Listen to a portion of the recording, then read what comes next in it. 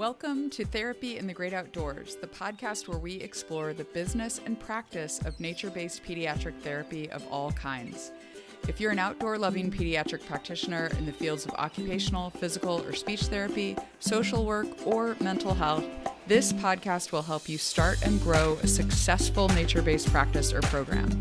I am the ever honest, always 100% real, you'll hear it all on this podcast, Dr. Laura Park Figueroa. I'm a pediatric OT with over 20 years of experience, and I run a thriving nature-based practice with profitable locations in 2 different states and multi-six figures in revenue. I also host the free online community at therapyinthegreatoutdoors.com to help you pursue your nature-based therapy dreams too. Are you ready to take action on those dreams? Let's jump in.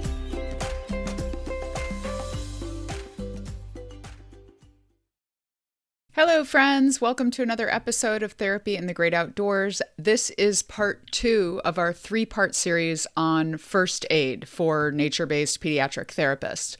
So if you did not listen to episode 77 last week with Nicole Roma Thurrell, who is amazing, she has so much experience in this field. She's the CEO of Institute for WildMed. They are a online educator. They also do in-person education as well on first aid topics. But the reason I say online is because wherever you're listening to this in the world, you can take their classes. So you can get a discount on their classes for being a listener of this podcast by using the discount code TGO20 for any course on their website. So it's TGO, the number 20, and you'll get 20% off. Nicole was so amazing. Last week, we talked about risky play and considerations we need to make as nature-based therapists when we run these programs that encourage risky play for children. This week, we are delving into the topic of first aid skills that all of us as nature-based pediatric therapists should know. So there's, a huge array of things, and this is not going to give you an education in first aid, but it was a very thoughtful discussion that brought up a lot of thinking for me about making sure that my employees know what to do in case of emergency. So I might actually make this required listening, this episode in particular, required listening for my own employees because it's that good. So next week, we will be discussing wilderness mental health first aid. So if that is a new concept to you, that'll be a whole new thing to learn on our next week episode. But this week, we're focusing on critical first aid skills that all nature-based pediatric therapists should know. All right, let's dive in. So shall we talk about critical first aid skills that we all need? This topic is a little bit, I told you before we hit record that my daughter at one of my larger group programs I was running way back, like she was probably 14 maybe. I'm trying to think how old she was. I feel like she was younger than that. She's 22 now. So she was probably 13. She might have been 13. Okay. And she was helping with one of my outdoor programs. And just like, there was like a little, a creek bed, very narrow. It wasn't like a major, it wasn't down a ravine or anything. But she just tripped and broke her wrist. Like she landed, put her hand down to catch herself and broke her wrist. And I have to tell you, I probably, as her mom, did not respond in the in the nicest way, because I was like, are you kidding me? My own child broke her wrist at my program. Yes. I'm like, I'm sure I would have been much more compassionate if it had been a child in the program. But I was like, you're supposed to be here helping. I barely remember it. But I do think that when I look back on that, I really don't know. And maybe I'm just not remembering, honestly, because it was so long ago. But I don't know that I actually immediately knew what to do with clearly it being super painful and probably broken. I knew to kind of point tenderness, right? I knew that indicates a break. And I guessed that it was probably broken before we iced it. But it's just a story of you never know what's going to happen, even in kind of benign, it wasn't necessarily a risky play situation. So yeah, let's talk about it. What are your top things that we need to know to be prepared for things like our child breaking their arm when we're outdoors? Okay, so I think I'd like to start with a principle of care or Mhm. assessment, if you will. Okay, And then perhaps we could talk about great. very specific topics. So I think it's really critical that as caregivers, and this may sound strong, but I think it's really critical as caregivers that we're able to assess a situation immediately and identify whether there are any life threatening risks present Mhm. currently that need to be addressed. And here's a quick story to affirm that. Playing in the outdoors, going on a hike on a class trip with a fourth grade class. And the kids were playing on a log so imagine a tree that has fallen, but the Yep. tree is caught by the crotch of another tree. So the Yes. tree that has fallen is now at about, I don't know, 45-degree angle. And the kids are playing on it like a balance beam. Yet one of the kids is down on the earth, and the tree actually breaks the crotch of its support tree and falls down onto the child's foot. The child is wearing bog boots and is in a great deal of pain. And everyone there is totally focused on evacuation. We've got to get her out. It's probably broken. We need to get it checked out. We need to go, go, go. Mhm. And and I'm about to admit something that I wish I knew. For some reason I had this illusion as an EMT, as a wilderness Mm. EMT over a decade, that if someone's clothing or shoes are intact, that what's underneath of them is also intact. The skin would be intact. Right. Like, okay, well, To they're me, that boots. Like, seems a we're not, logical assumption, Nicole, yeah, like so it's you're probably not. there's likely broken bone from that impact. They're in a great deal of pain. We just need to get them out for X-rays and Yep. casting. And I was surprised to learn that upon impact, her skin had busted open and there was a great deal of bleeding. So, this is the perfect example for, regardless of whether you think you have a handle on what you're working with, Yeah. one must assess right from the start, are there any life threatening situations that I must tend to right now? Because what's the bigger threat, Laura? The Yeah. broken bone or the bleeding? Yeah. The bleeding any Great day, example. yeah, Great so example. yeah, Yes. bleeding, and there was no visual cue that that was going on, and that may be the case. Mm. I did a training at a preschool where a child, they must have had some bone deficiency of some sort. They Okay. broke when they tripped in just a very shallow pothole on their playground. This is not wilderness. This is just a Right. playground. Right. And so there's another example of a major bleed with zero visual cues. If a femur is broken, that person is losing a lot of blood inside of their body. Yes.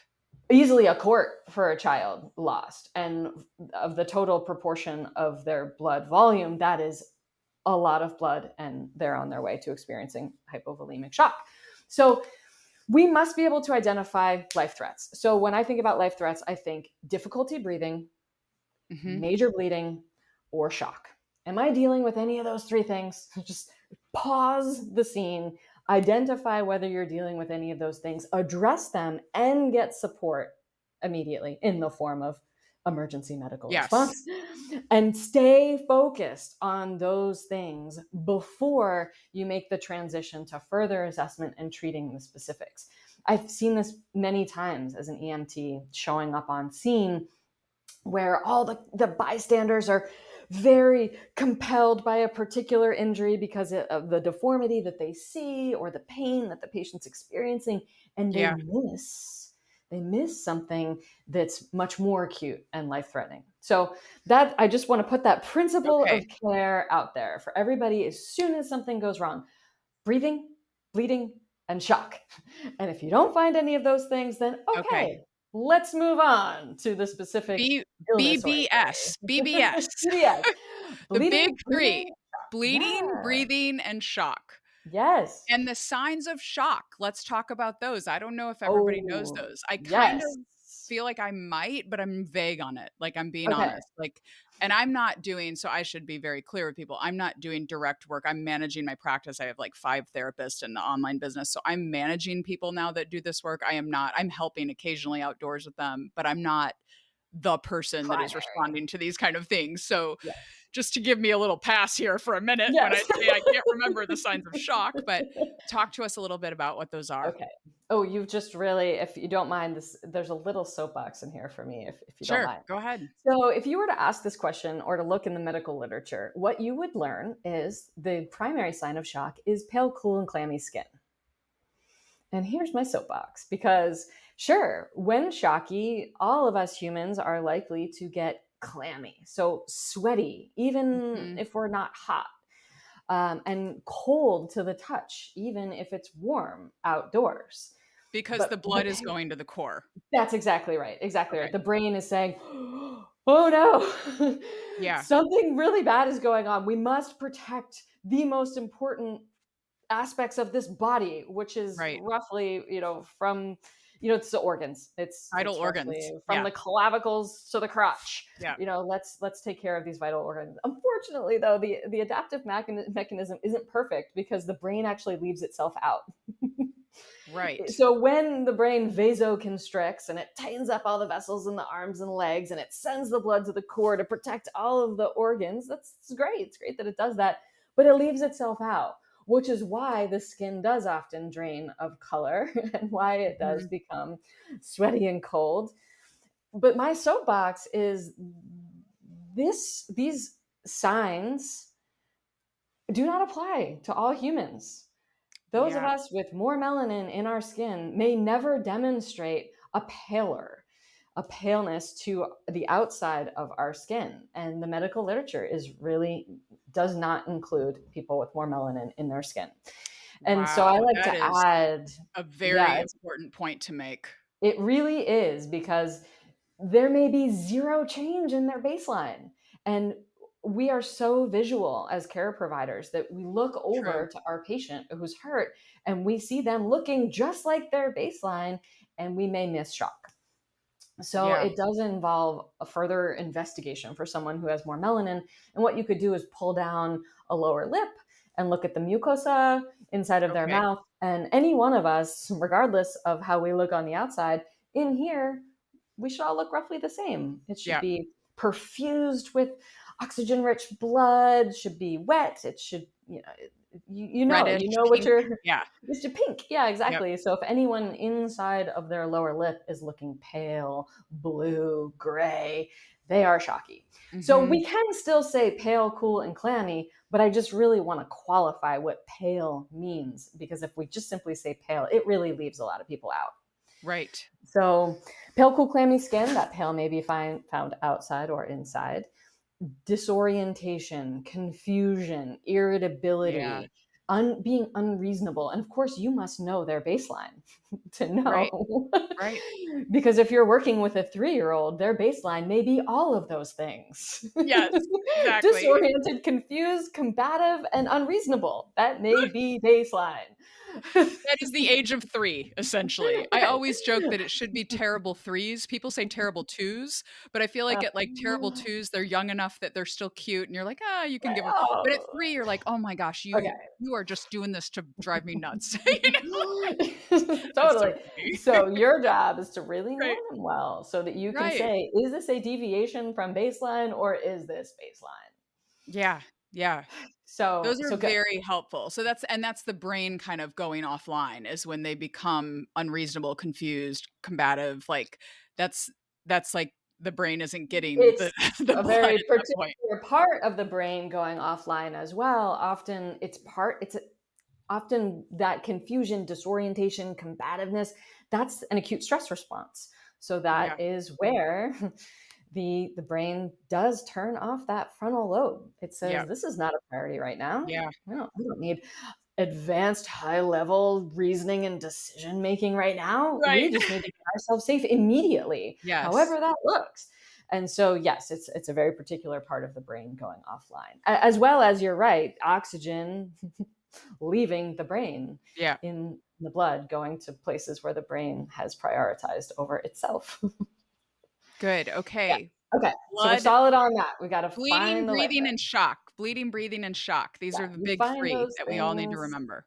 Exactly. And again, you find those things, you get help, and you are completely focused on those, not the other issues that may be more compelling because of how they look or how the patient's responding to Yeah. them, but stay focused on the life threats. So, as a Good. principle of care, that's really top priority for me, for sure. And then, so do you feel ready to move on to just other Yeah. things that may come up in an outdoor setting? Okay. Bleeding. I mean, we've already said that as a life threat, but you will see, you will reality check. You will see non-life threatening bleeds. You will. It's probably the most common first aid situation that you will respond to. So I really want folks to make sure that they feel really competent in responding to bleeding.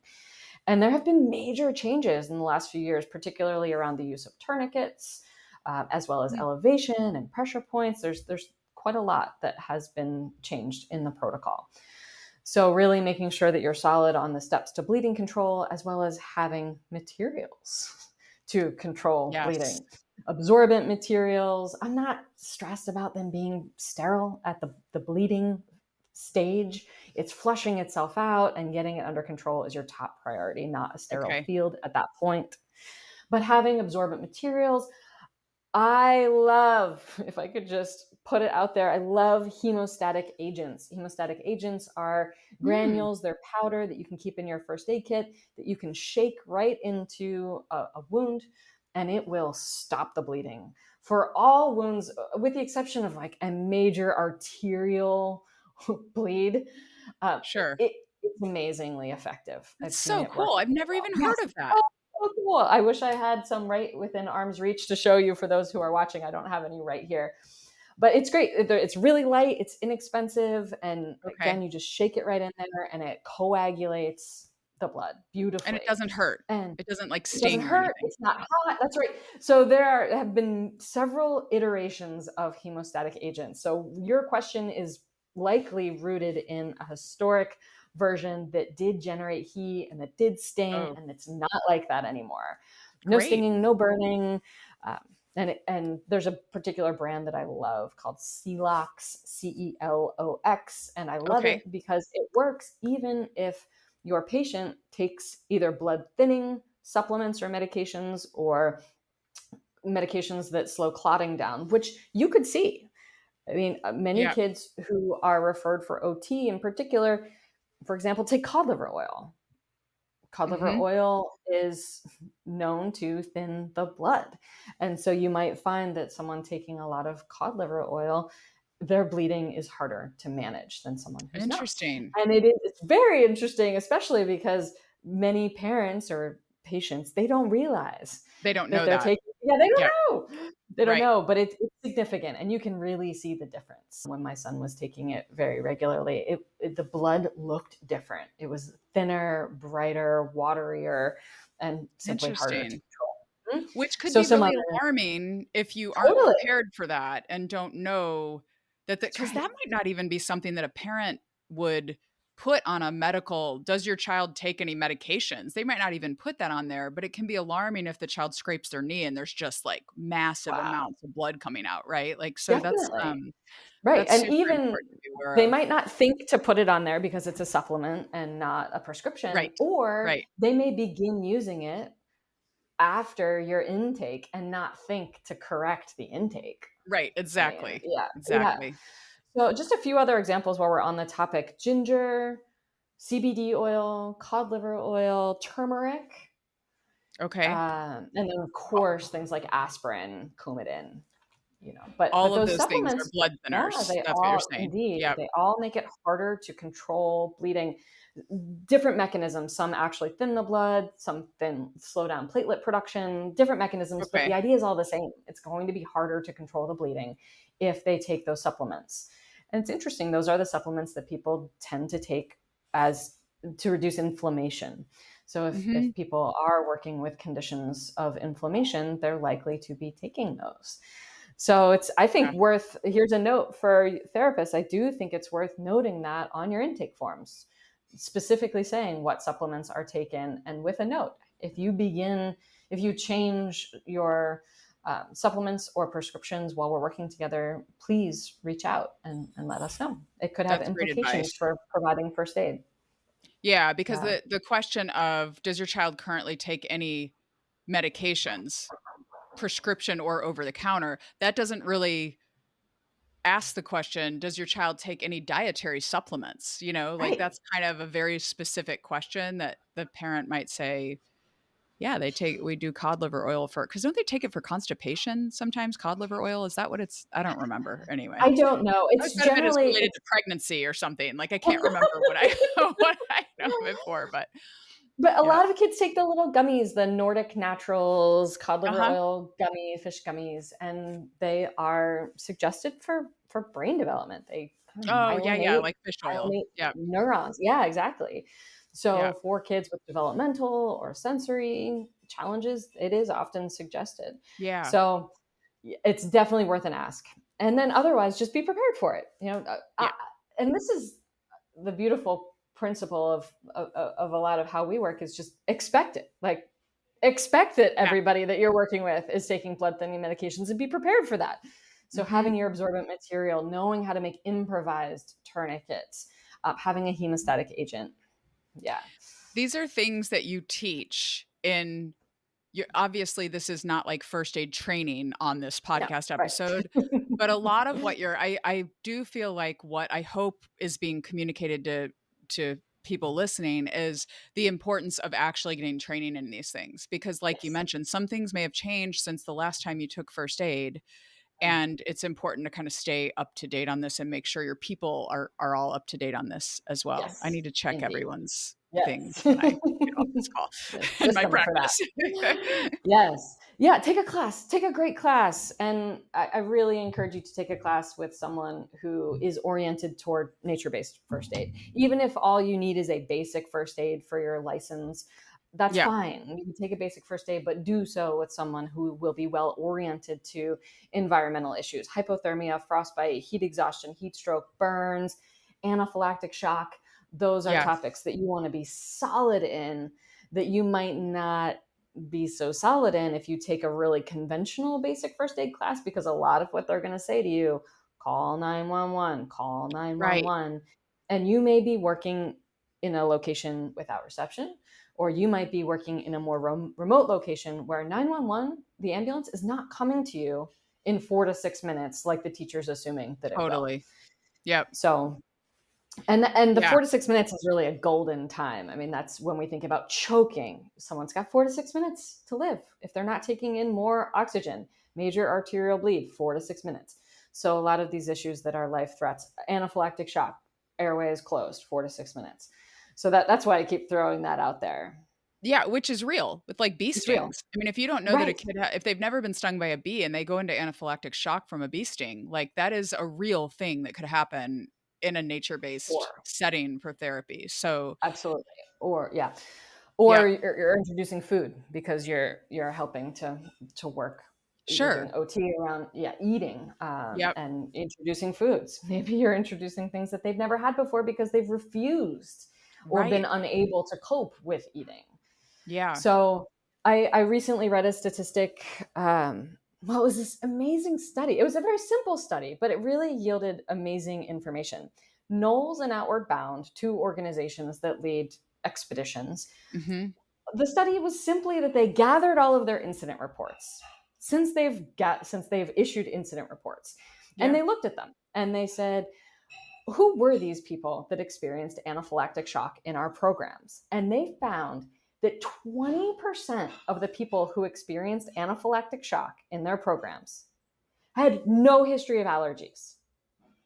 Wow. I'm not telling you that they've never had anaphylactic shock before, which is a true statement. I'm going further to say they have no allergies. So on their intake forms, do you Yeah. have a history of allergies, dietary, environmental, or otherwise? No, I do not. Right. And 20% of the participants who experienced anaphylactic shock had no history of allergies. So I share that with you all, not to Yeah. generate anxiety that you're going to have No, to people help going us in be anaphylactic prepared. shock. Be prepared, except simply be prepared. As well as I want you to remove the veil of illusion If you're looking through your intake paperwork and you're like, oh, sweet, no allergies, no allergies, no allergies, no allergies. We're good to go. We don't need the EpiPens. We don't need Benadryl. We're going to be fine. Yeah.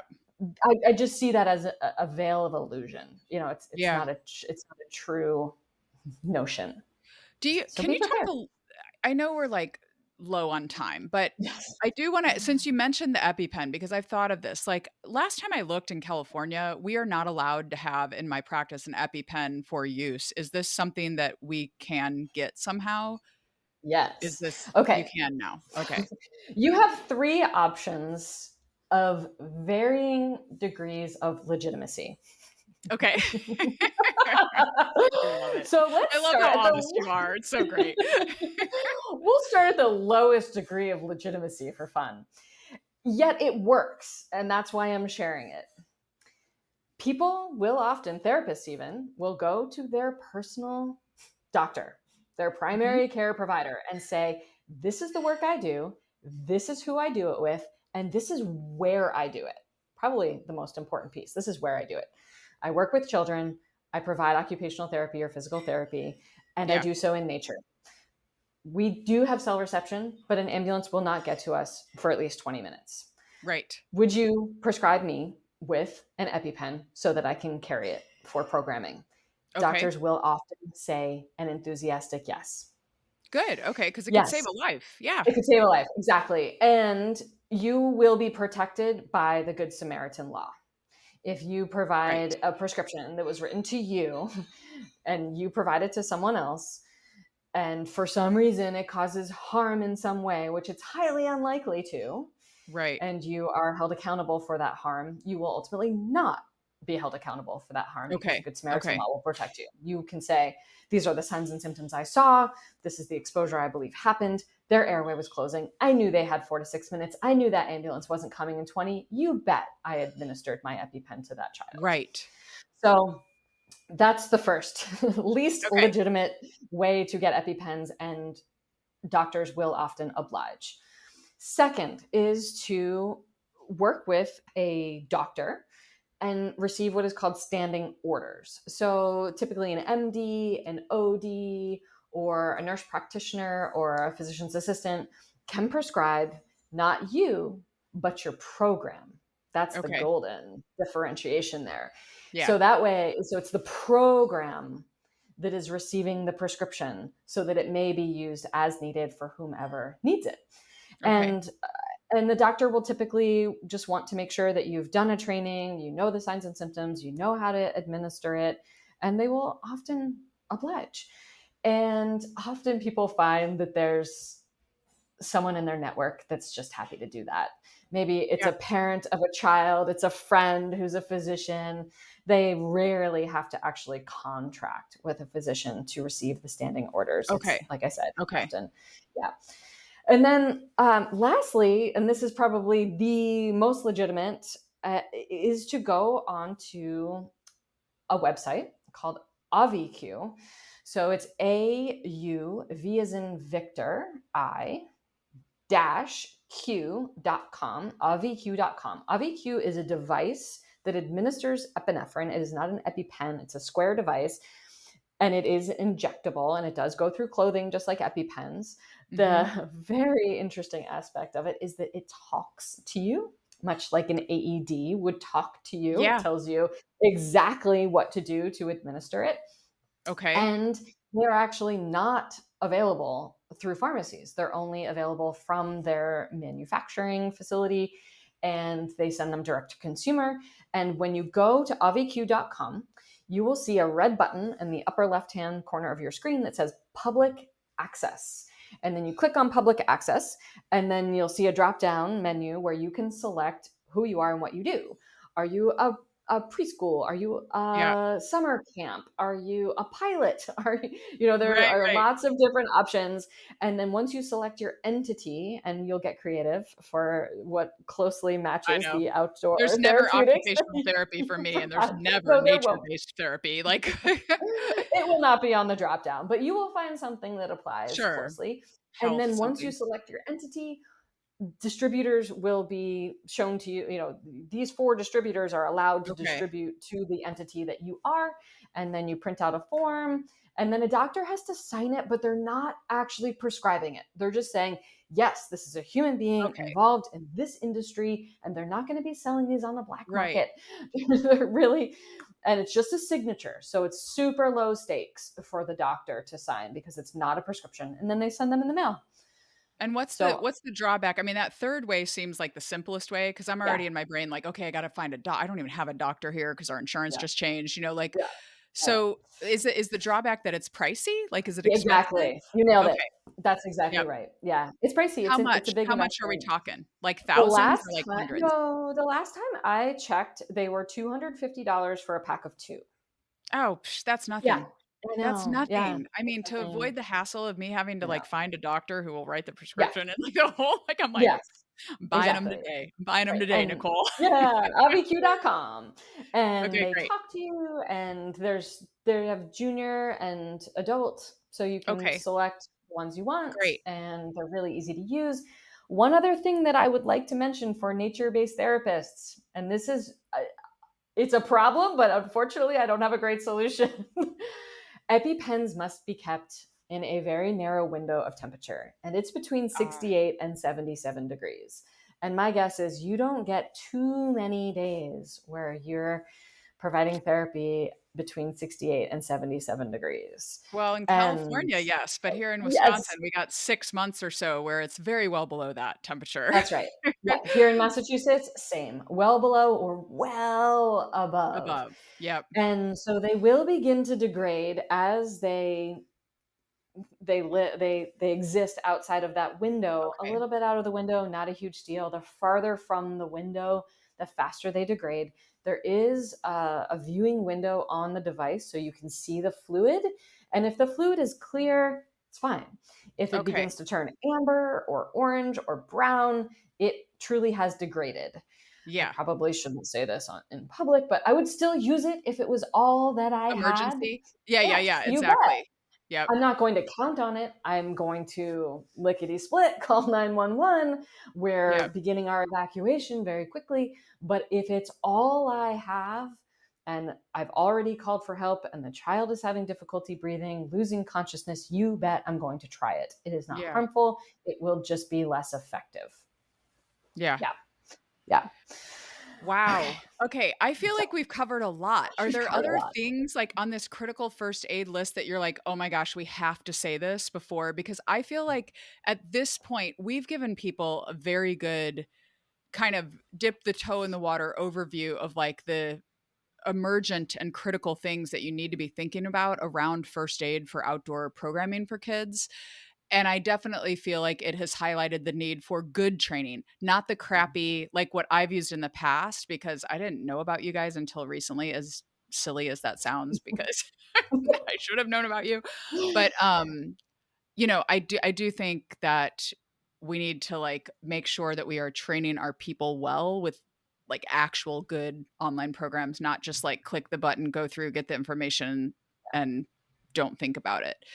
So, oh, we didn't say this, but maybe I can say it after the last episode. I'll add a little outro, but we're going to do a discount for people who listen to the podcast. Can you talk about like what it would be valid for? We had talked about 20% off, but I don't know what courses you Yes. guys offer so much. I don't know what you want to say about the discount people can get. Because clearly Sure. we all need more training in this.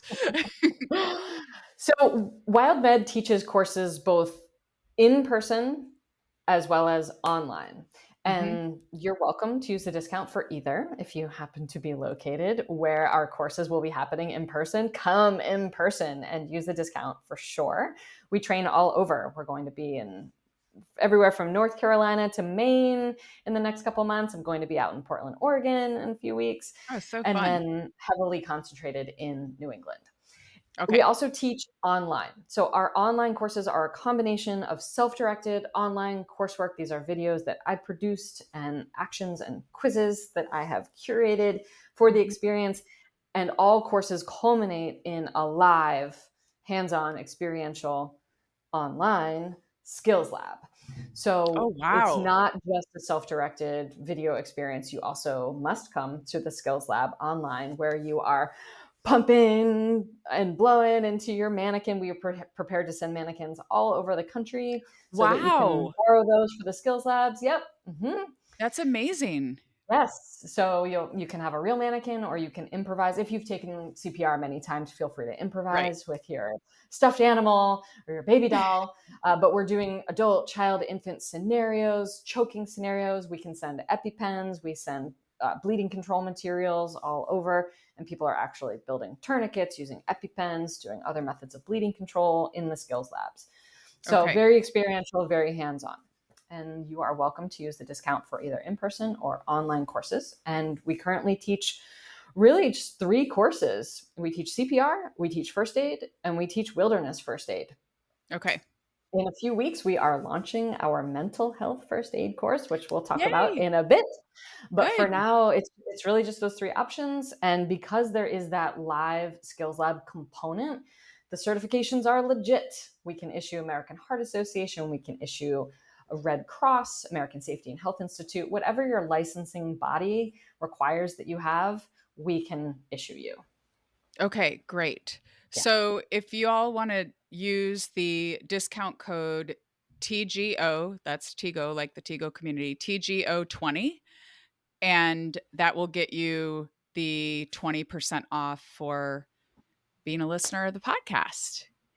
And I have Great. a little bigger discount for people in my programs, but that's Yes. for them. So but okay, Nicole, this was just, I feel like probably my guess is you're feeling like, oh my gosh, there's a million other things we could have talked about. And also, I feel like this was the perfect conversation to have publicly about a lot of the big 3: Yeah. bleeding, breathing, and shock, which I will never forget now. Um, and just helping us know the importance of being prepared for whatever may happen, because all of us want the kids in our programs to be happy and healthy for many years to come after being in our Yes. program. So And thank it's you for that. simply peace of mind. When Yes. when I head out, whether I'm in a leadership role or a therapeutic role or a mom role, I truly feel just peace of mind Yeah. headed out on adventures that I would not feel if I didn't believe that I could manage these issues. Yeah. So, Well, you're very well trained, and I'm thankful for the work you guys do. So thanks for sharing with us so much. yeah, it's been a pleasure. Thank you. Hey, before you go, I have a freebie for you.